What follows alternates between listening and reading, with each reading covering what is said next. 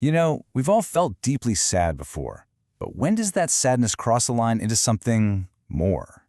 That's the big question we're tackling today. We're going to break down the signs of severe depression to really get a handle on the difference between a temporary low and a serious illness that needs our attention. So, let's dive in. This is the fundamental question, isn't it? Am I just sad or is this something else? See, sadness is a totally normal human emotion. It's usually tied to something specific. Depression, though, that's a whole different beast. It's this persistent, heavy cloud that colors everything, often without any clear reason. Getting this difference is the absolute first step. So let's be crystal clear about what we're talking about. Depression isn't a choice. It's not a character flaw or a sign of weakness. It's a recognized medical condition. The keywords here: persistent and affects daily life. This isn't just a bad week. It's an illness that can literally get in the way of your ability to function, and if you don't get help, it can stick around for a very long time. All right, so here's our game plan. We'll kick things off by defining depression and looking at its whole spectrum. Then we're going to get into the nitty-gritty of the severe signs, talk about the most serious risk involved, and, most importantly, we'll wrap up by focusing on hope and the road to recovery. First things first, it is so important to understand that depression isn't this one-size-fits-all thing. Not at all. It exists on a spectrum. It can range from mild symptoms that you might just brush off as stress, all the way to the severe form that we're really honing in on today. I mean, this chart really lays it out perfectly. On the left, you've got mild depression. You can think of it like walking through a constant, annoying drizzle. You feel off, you're tired, but you can still kind of hold up your umbrella and get through the day. But on the right, that's severe depression. And that's not a drizzle, that's a personal hurricane. The symptoms are just debilitating. They mess with basic things, like your ability to eat or sleep, and can make holding down a job or keeping up with friends feel completely impossible. Okay, now we're moving into the real core signs of severe depression. Let's start with the internal battle, the massive shifts that happen in your emotions and your thinking. This is the part that nobody else can see. It's so much more than sadness. It's this deep, nagging emptiness. The hobbies and passions that used to light you up, they feel like nothing. A tiny mistake can set off this avalanche of guilt and worthlessness. Your brain feels like it's in a fog, where even making a simple choice feels like climbing a mountain. And the future? Well, it just looks like a long, dark tunnel with no end in sight. All right, so that's the internal storm. Now let's talk about how all of that turmoil starts to show up on the outside, in the physical and behavioral signs that friends and family might actually be able to see. 90%. Just let that sink in for a second. For almost everyone dealing with severe depression, the physical toll is just immense. And we're not talking about just feeling tired. This is a profound, bone-deep exhaustion that no amount of sleep can fix. It's like your battery is completely drained and you have zero power for even the smallest things. And that crushing fatigue is just the beginning.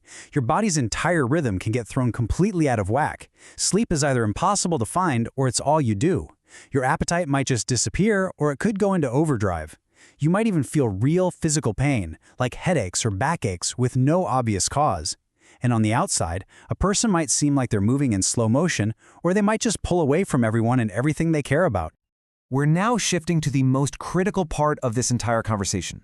I know this is a difficult topic, but it is absolutely essential to talk about, because knowing these signs can, quite literally, save a life. Let's be very direct here. When depression hits its most severe point, the risk of suicide becomes terrifyingly real. The internal pain, that feeling of hopelessness, it can become so overpowering that ending one's life can start to feel like the only way out. This isn't some rare outcome. It's a tragically common one. Over half of all suicides are linked back to depression. That single statistic right there just screams at us why we cannot afford to ignore the signs of this illness. And for people who have to battle this illness over and over again, the risk gets even more stark. 13%. That is the devastating reality for a significant number of people with recurrent depression. It shows you the life-or-death stakes of finding a treatment that really works for the long haul. These are the red flags. These are the drop everything and act now signs. If you hear someone talking like this or you see these behaviors, please know this is not a cry for attention, it's a cry for help. It has to be taken seriously every single time. It's a signal to step in immediately. Okay, after covering such heavy ground, it is so important that we pivot to the most important message of all. There is hope. A lot of it. Severe depression is not a life sentence. It is a treatable medical condition. If you or someone you know is in this dark place, I really need you to hear this loud and clear. You are not alone. Millions of people have been right where you are, and with the right help, with the right support, recovery isn't just possible, it's expected.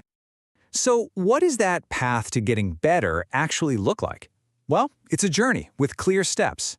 It all starts with step 1, getting a professional diagnosis.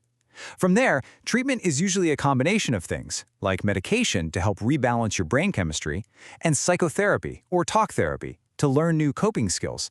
And woven through all of it, as you see in step 4, is your support system. Your friends and family, they are absolutely vital.